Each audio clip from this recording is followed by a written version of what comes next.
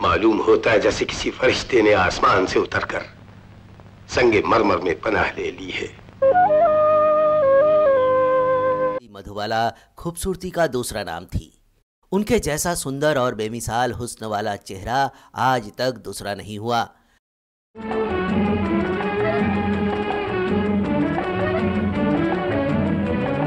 बेहतरीन एक्टिंग, गजब के लुक्स और दिलकश अदाओं से मधुबाला तब भी लाखों दिलों पर राज किया करती थीं और आज भी लोग उनके दीवाने हैं। वो भारतीय कपड़ों में जितनी परंपरागत भारतीय नारी नजर आती थीं, वेस्टर्न ड्रेस में उतनी ही बिंदास मॉडर्न गर्ल दिखाई देती थीं।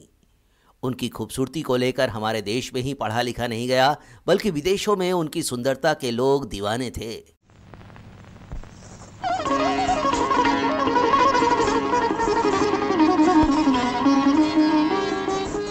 न्यूयॉर्क टाइम्स ने उनको दुनिया की 15 असाधारण सुंदर महिलाओं में शुमार किया था। लेकिन क्या आप जानते हैं कि बेमिसाल हुस्न की मलिका एक रिक्शे वाले के घर पैदा हुई थी? और क्या आप ये भी जानते हैं कि मधुबाला को जिस महल फिल्म से नाम और रुतबा मिला, उसके लिए हुए स्क्रीन टेस्ट में मधुबाला को रिजेक्ट कर दिया गया था? आपसे मिलकर मुझे मालूम हो गया कि दुनिया में बेइंसाफी आप ही जैसे आदमियों की वजह से होती है।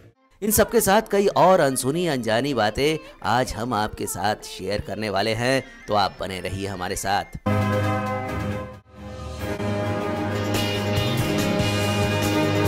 पुरानी दिल्ली की गलियों और फिर मुंबई की झुग्गियों में फटे हाल घूमने वाली मधुबाला को देखकर कोई ये कहता कि ये जवान होने से पहले ही ज़माने पर राज करेगी, इसके हुस्न और खूबसूरती की मिसालें दी जाएंगी, इसे इतनी दौलत और शोहरत मिलेगी जिसका कोई आर पार नहीं होगा, तो लोग शायद हंस देते। लेकिन एक ज्योतिष ने यह रिस्क लिया। जब उस ज्योतिष ने रिक्शे वाले के साथ जा रही बच्ची को देखा तो रिक्शे वाले से कहा, इस हीरे की चमक को पहचानो। इस नायाब हीरे को दिल्ली की गलियों में क्यों बेवजह रखे हुए हो? इसे मुंबई ले जाओ, ये तुम्हारी 7 पीढ़ियों का नाम रोशन कर देगी। जाओ। ये रिक्शे वाला अताउल्लाह खान देहलवी थे। नाम बहुत रौबदार लगता है, लेकिन हकीकत में रिक्शा चलाकर किसी तरह अपने 11 बेटे बेटियों की फौज का पेट भर पाते थे। रिक्शा चलाने से पहले वो पेशावर की इंपीरियल टबैको कंपनी में काम करते थे, लेकिन कंपनी के बंद हो जाने से दिल्ली आ गए थे और रिक्शा चला रहे थे। इनके बच्चों में से 5वें नंबर की थी मुमताज़। बचपन से ही मुमताज़ की हंसी फूल बिखेरती थी, लेकिन उनका बचपन बेहद सख्त और संघर्ष भरा था। गरीबी, बीमारी और फांकों से उनके 4 भाई बहनों की मौत बचपन में ही हो गई थी। अताउल्लाह ने पूरा नाम रखा था मुमताज़ बेगम देहलवी, लेकिन ये नाम कभी उनकी झुग्गियों की चारदीवारी और मोहल्ले की गलियों से बाहर नहीं जा पाया, क्योंकि मुमताज़ की किस्मत तो किसी और नाम से चमकने वाली थी।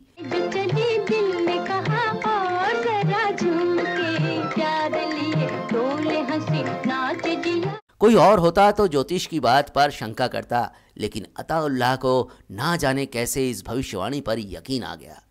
उनको ना केवल इस पर यकीन आया, बल्कि ज्योतिष की बात मानकर दिल्ली में 14 फरवरी 1933 को पैदा हुई मुमताज़ को परिवार समेत मुंबई ले आए।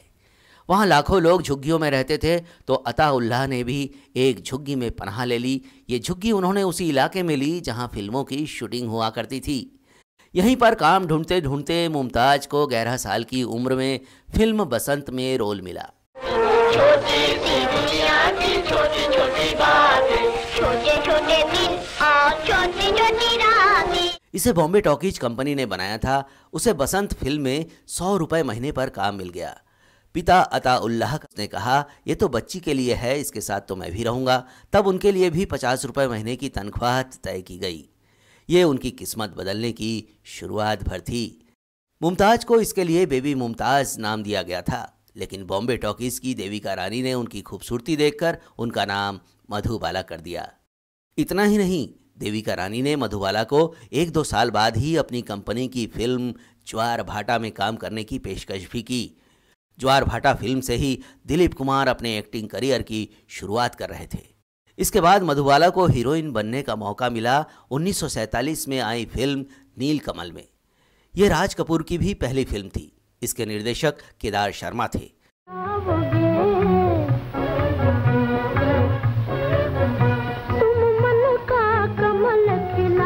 हालांकि ये फिल्म नहीं चली और ना ही किसी ने मधुबाला के काम का नोटिस लिया, लेकिन इससे उनको चाइल्ड आर्टिस्ट से हीरोइन बनने की प्रक्रिया में काफ़ी मदद मिली।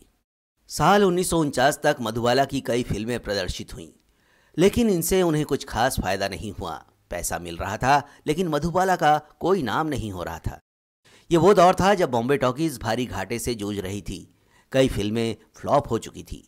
तब अशोक कुमार एक नई फिल्म का आइडिया लेकर आए, भूत प्रेत पुनर्जन्म वाली फिल्म का आइडिया।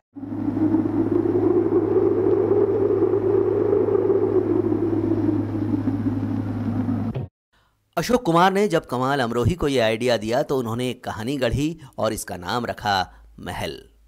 कमाल अमरोही खुद इस पर फिल्म बनाना चाहते थे, लेकिन वो तब तक एक डायलॉग राइटर ही थे।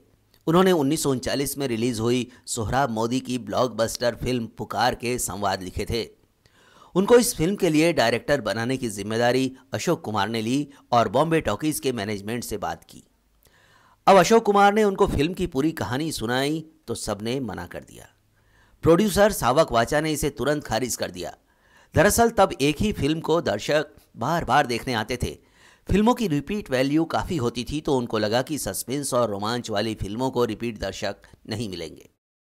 लेकिन अशोक कुमार ने समझाया कि फिल्म अच्छी तरह से बनाई जाएगी तो दर्शक जरूर मिलेंगे।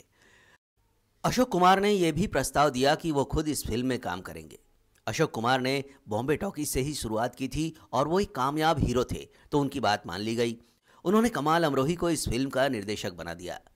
अशोक कुमार ने यह भी गारंटी दी कि अगर फिल्म से कंपनी को घाटा हुआ तो उनकी जिम्मेदारी होगी। इस फिल्म के वो सह निर्माता भी बन गए। महल फिल्म की लीड एक्ट्रेस का नाम कामिनी रखा गया था, तो फिल्म में कामिनी के रोल के लिए एक्ट्रेस चुनने का काम कमाल अमरोही को ही सौंपा गया। उन्होंने कई अभिनेत्रियों से संपर्क किया, लेकिन ज़्यादातर ने कहानी सुनते ही ये रोल करने से इनकार कर दिया, और जिन्होंने हाँ की उन्होंने अपनी फीस बहुत ज़्यादा मांग ली। कोई एक्ट्रेस कामिनी बनने को तैयार ही नहीं हुई, तो फिल्म निर्माता वाचा ने सुरैया से बात की। सुरैया ने अशोक कुमार के साथ काम करने के लालच में हाँ भी कर दी, लेकिन जब सुरैया ने अपनी दादी को फिल्म की कहानी सुनाई तो पूरी कहानी सुनकर उन्होंने कहा भूत प्रेत जिन्नात की फिल्म मत करो, तो सुरैया भी मुकर गई। इस तरह कहीं बात नहीं बनी तो कमाल अमरोही को लगा कि मधुबाला को लिया जा सकता है। मधुबाला तब 16 साल की ही थी। उनकी कोई भी फिल्म तब तक हिट नहीं हुई थी, लेकिन उनको देखकर निर्माता सावक वाचा ने इनकार कर दिया। उन्हें लग रहा था कि 16 साल की ये लड़की भूतनी के रोल के लिहाज से अभी अनुभवहीन है। फिल्म के हीरो अशोक कुमार तब मधुबाला की उम्र से 2 गुनी से ज़्यादा बड़े थे, लेकिन कमाल अमरोही अड़े रहे। उन्होंने वाचा को मधुबाला का ऑडिशन लेने के लिए भी मना लिया। उन्होंने ऑडिशन लेते वक्त स्टूडियो में लाइट्स का ऐसा इंतज़ाम किया कि सफ़ेद और काले कपड़ों में मधुबाला की खूबसूरती उभर कर सामने आए। लेकिन किसी वजह से कैमरामैन जोसेफ विसर सिंह ने स्क्रीन टेस्ट लेते समय जानबूझकर शरारत की और यह टेस्ट खराब हो गया। स्क्रीन टेस्ट के फुटेज को देखकर सबने कहा कि मधुबाला इस फिल्म के लिए ठीक नहीं है। तब कमाल अमरोही ने एक बार फिर से स्क्रीन टेस्ट का बंदोबस्त किया और कैमरामैन जोसेफ से कहा कि जहां से मैं कहता हूं वहां से मधुबाला पर लाइट डालो और उसे शूट करो। खास बात यह है कि कमाल इतने मशहूर कैमरामैन को कैमरा का एंगल समझा रहे थे, जबकि उससे पहले उन्होंने कभी कोई फिल्म निर्देशन नहीं किया था। उस एंगल से जब मधुबाला का स्क्रीन टेस्ट लिया गया तो सब लोग वाह वाह कर उठे। सबने बोला कि ये एक्ट्रेस तो सुंदरता की प्रतिमा है। इसके बाद मधुबाला महल की हीरोइन चुन ली गई। ये कमाल अमरोही की पारखी नज़र का ही कमाल था कि मधुबाला को आज तक भारत की सबसे खूबसूरत एक्ट्रेस माना जाता है। उन्हें भारत की मर्लिन मुनरो और Venus of the Indian cinema भी कहा जाता है। मधुबाला की बेजोड़ खूबसूरती, उनकी बेइंतहा ग्लोइंग स्किन, उनके बेमिसाल हुस्न और कम उम्र का अल्हड़पन उनके छोटे से जीवन काल में ही चर्चा का विषय था और उनकी मौत के इतने साल बाद भी लोग उनके दीवाने हैं। महल फिल्म की कहानी और स्क्रीन प्ले कमाल अमरोही ने ही लिखा था, जबकि इसका संगीत खेमचंद प्रकाश ने तैयार किया था।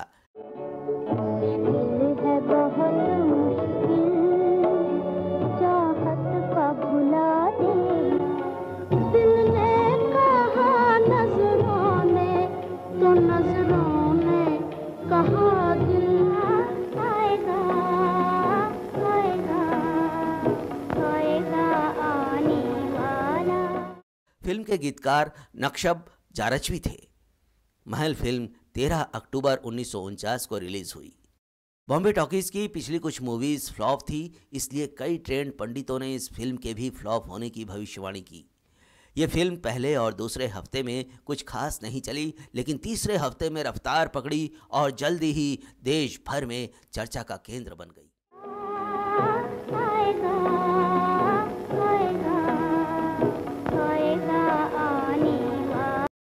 लोग फिल्म को देखने के लिए सिनेमा घरों में टूट पड़े। ये फिल्म मधुबाला के करियर में महत्वपूर्ण फिल्म साबित हुई। रहस्य और रोमांच से भरपूर ये फिल्म देखकर दर्शक मधुबाला के दीवाने हो गए। इस फिल्म ने उस वक्त 1,40,40,00,000 रुपए का कारोबार किया था और 1949 की बरसात और अंदाज के बाद तीसरी सबसे ज़्यादा कमाई करने वाली फिल्म थी। महल उस दशक की 10वीं सबसे ज़्यादा कमाई करने वाली फिल्म रही।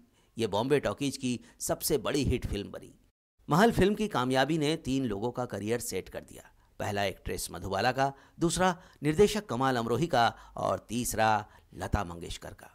लता मंगेशकर और मधुबाला दोनों एक दूसरे को अपने लिए लकी मानती थी।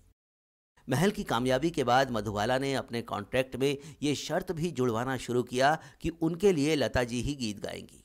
इससे लता मंगेशकर का कद बाकी सब गायिकाओं के मुकाबले बड़ा हो गया। अशोक कुमार ने इस फिल्म की रिलीज के वर्षों बाद एक बार कहा था कि मधुबाला सिर्फ 16 साल की थी और इतनी अनुभवहीन थी कि उसे लगभग हर शॉट के लिए कई रिटेक की ज़रूरत पड़ती थी। फिर भी मुझे विश्वास था कि हमने सही कास्टिंग की है और वो अपनी भूमिका के साथ पूरा न्याय करेंगी। इस तरह ज्योतिष की बात सही साबित हुई और अताउल्लाह खान का भरोसा भी सही साबित हुआ। तो दोस्तों, आपको ये पेशकश कैसी लगी, इसे आप कमेंट करके ज़रूर बताइए और हाँ, इस वीडियो को लाइक और शेयर भी करते रहिए। धन्यवाद दोस्तों।